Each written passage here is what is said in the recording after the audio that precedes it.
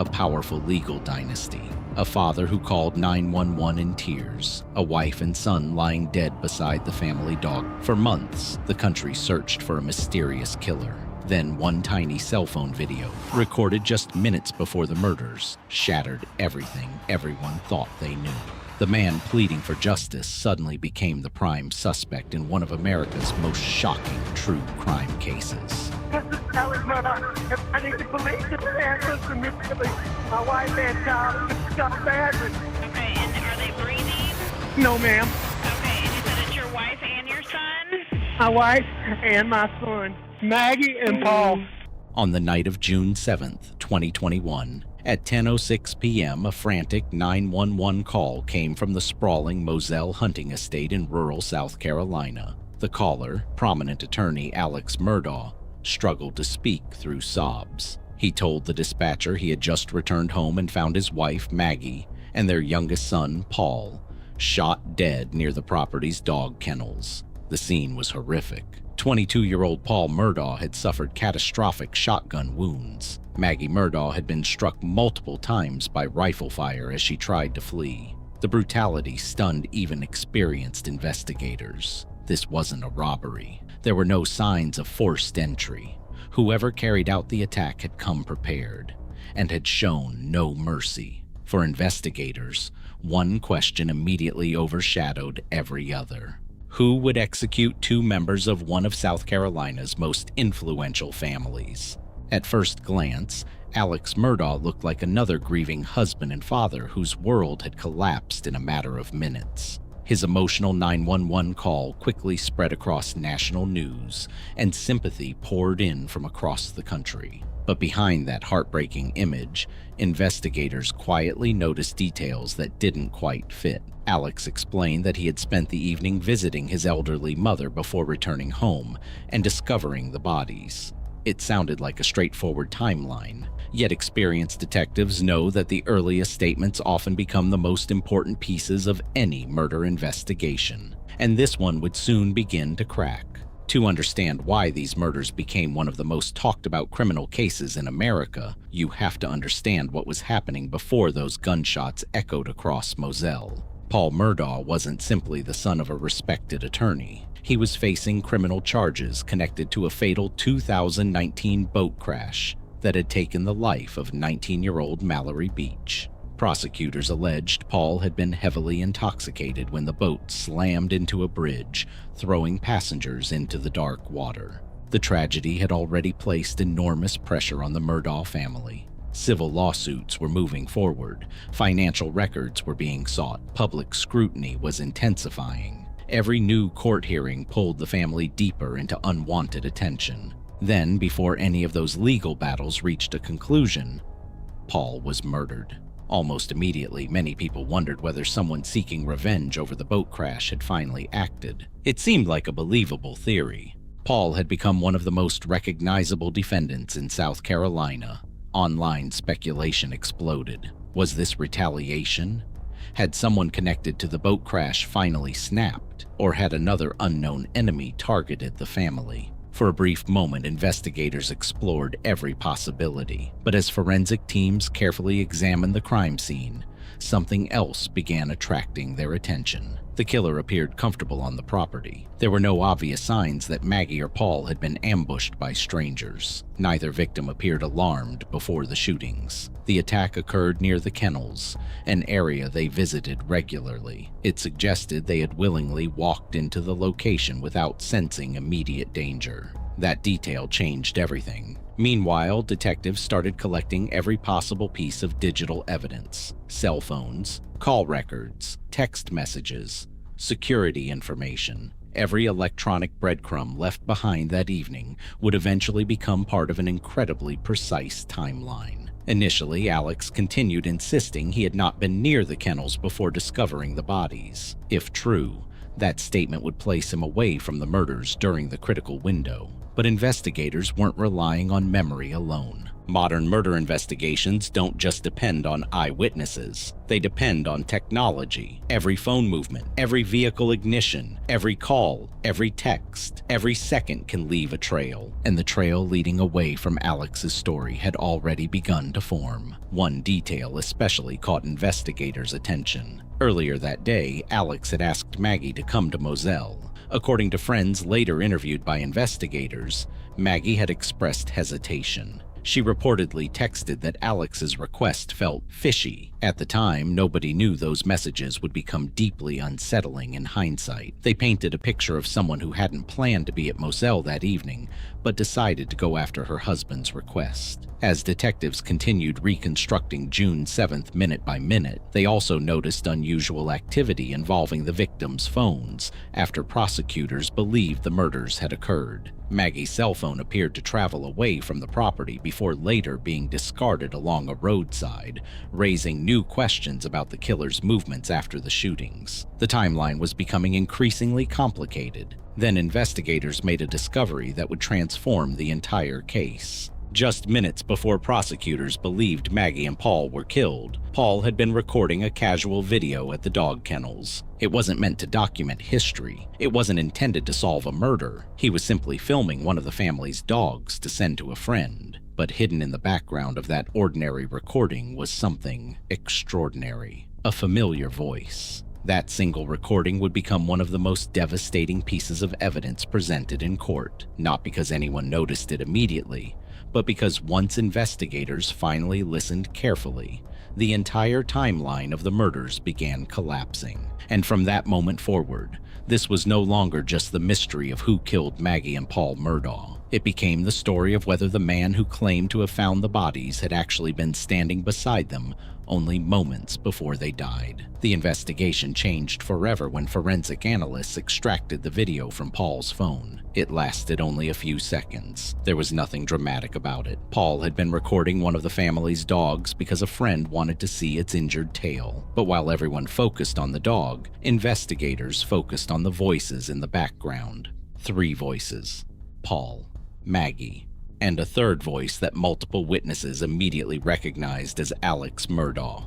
The timestamp was devastating. The recording had been made just minutes before prosecutors believed Maggie and Paul were killed. That single piece of evidence contradicted Alex's original statement to investigators that he had not been at the kennels before discovering the bodies. Until that moment, detectives had suspected inconsistencies. Now they had proof that one of Alex's most important claims was false. The case took a dramatic turn. Paul's phone suddenly stopped all activity shortly after the kennel video was recorded. Maggie's phone also went silent around the same time. Neither device showed any meaningful interaction afterward, strongly suggesting the attacks occurred within minutes of that final recording. Alex's own phone told a different story. After a period of relatively little activity while prosecutors believed the murders occurred, his phone suddenly came to life. It registered movement, calls, text messages, and vehicle travel as he drove away from Moselle to visit his mother. Prosecutors argued this burst of activity wasn't random. It began only after the killings had already taken place. Then there was Maggie's phone.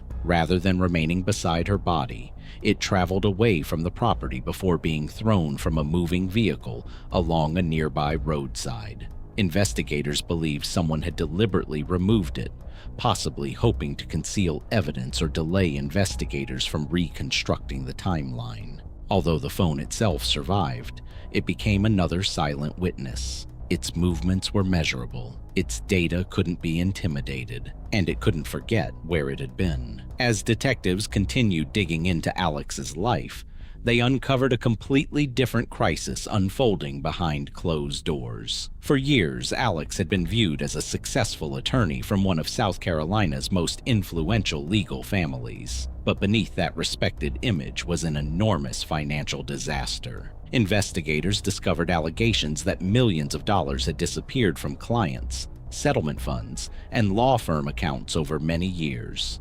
Prosecutors would later argue that Alex had been stealing from people who trusted him, including vulnerable clients expecting compensation after tragedies in their own lives. More importantly, those financial crimes were approaching a breaking point. On the very morning of June 7th, Alex had reportedly been confronted by a colleague over missing legal fees. Questions were being asked. Records were being examined. The pressure that had remained hidden for years was beginning to surface. Prosecutors believed this timing wasn't a coincidence. Their theory was startling. According to the state, Alex feared that exposure of his financial crimes would destroy everything: his career, his reputation, and the powerful image his family had built over generations. They argued that the murders created a wave of sympathy so overwhelming that it temporarily shifted attention away from those financial investigations. The defense strongly rejected that argument. They insisted there was no direct physical evidence proving Alex pulled the trigger. No murder weapon had ever been recovered. No eyewitness saw the shootings. They argued investigators had become fixated on Alex while overlooking other possible suspects, including people angry over the fatal boat crash. The trial would ultimately become a battle between circumstantial evidence and reasonable doubt. On July 14, 2022, more than a year after the killings, a Colleton County grand jury indicted Alex Murdaugh on 2 counts of murder and 2 weapons charges. Prosecutors alleged he had used 2 different firearms, a shotgun to kill Paul and a rifle to kill Maggie. Alex pleaded not guilty. The courtroom battle began in January 2023 and quickly became one of the most closely watched murder trials in America. Television cameras filled the courthouse. Legal analysts dissected every witness. Millions followed each day of testimony as if watching a real-life crime series unfold in real time. The prosecution methodically built its case. First responders described arriving at the gruesome scene after Alex's emotional 911 call. Crime scene investigators explained the evidence they recovered. Firearms experts discussed ballistics. Digital forensic specialists walked jurors through the electronic timeline, minute by minute. Perhaps the most powerful witnesses weren't detectives at all. They were Paul's close friends. Several testified about conversations they had with him shortly before his death. More importantly, they confirmed they recognized Alex's voice on the kennel video. Their testimony reinforced what prosecutors had been arguing from the beginning, that Alex was at the murder scene only minutes before Maggie and Paul were killed. The defense attempted to undermine nearly every major piece of evidence. Former law partners, clients, and banking officials testified about Alex's financial misconduct. The defense argued those allegations would unfairly prejudice the jury, but Judge Clifton Newman ruled they were relevant because prosecutors claimed they established motive. Suddenly, jurors weren't hearing only about 2 murders. They were hearing about years of alleged deception, stolen money, and a man whose carefully constructed life appeared to be collapsing from every direction. Even so, one question remained unanswered. If Alex truly committed these murders, why would he ever take the witness stand himself? Against the advice many criminal defense attorneys would give, Alex made the extraordinary decision to testify in his own defense. It would become the single most dramatic moment of the entire trial, and one that may have determined his fate. When Alex Murdaugh walked to the witness stand, the courtroom became completely silent. It was an enormous gamble. He looked at the jurors and denied the accusation in the clearest terms possible. "I did not shoot my wife or my son." But almost immediately, prosecutors focused on something they knew Alex could no longer deny: the kennel video. Confronted with the recording, Alex admitted that he had lied to investigators from the very beginning about being at the kennels that night. Now, with his own voice captured on Paul's phone just minutes before the murders, he acknowledged that statement was false. He told the jury he had lied because years of opioid addiction had left him paranoid and distrustful of law enforcement. According to Alex, fear, not guilt, had driven his decision. The prosecution wasn't convinced. The defense fought back with its own experts. Their argument was simple: suspicion, even overwhelming suspicion, is not proof beyond a reasonable doubt. Then the case was handed to the jury. After less than 3 hours of deliberation, they returned. The courtroom stood. The foreperson began reading the verdict: guilty. The following day, Judge Clifton Newman sentenced Alex Murdaugh to 2 consecutive life sentences without the possibility of parole. Before announcing the sentence, Judge Newman reflected on the extraordinary tragedy that had unfolded. He spoke of a family destroyed from within and noted the overwhelming evidence presented during the trial. Alex maintained his innocence until the very end, insisting once again that he had never killed his wife or son. For most people watching, the story seemed over. It wasn't. Alex appealed his convictions, and the case entered another unexpected chapter. In January 2024, a judge denied Alex's request for a new trial, finding insufficient evidence that the jury's verdict had been improperly influenced. But the appeals continued. Then, in one of the most surprising developments of the entire saga, the South Carolina Supreme Court issued a landmark decision in May 2026. The court unanimously overturned Alex Murdaugh's murder convictions and ordered a new trial. Even after that ruling, Alex did not walk free. He remained in prison because of separate federal and state convictions stemming from his extensive financial crimes, including fraud, money laundering, and theft from clients. Those sentences continue to keep him incarcerated regardless of the status of the murder case. Today, the murders of Maggie and Paul Murdaugh remain one of the most analyzed criminal cases in modern American history. The physical evidence, the kennel video, the digital timeline, the financial motive, and Alex's own admitted lies convinced one jury beyond a reasonable doubt. Whether a future jury reaches the same conclusion or a different one, the deaths of Maggie and Paul have forever changed a family, shaken public confidence in one of South Carolina's most powerful legal dynasties, and become a lasting reminder that in the justice system, the pursuit of truth depends not only on the evidence, but also on the fairness of the process used to judge it.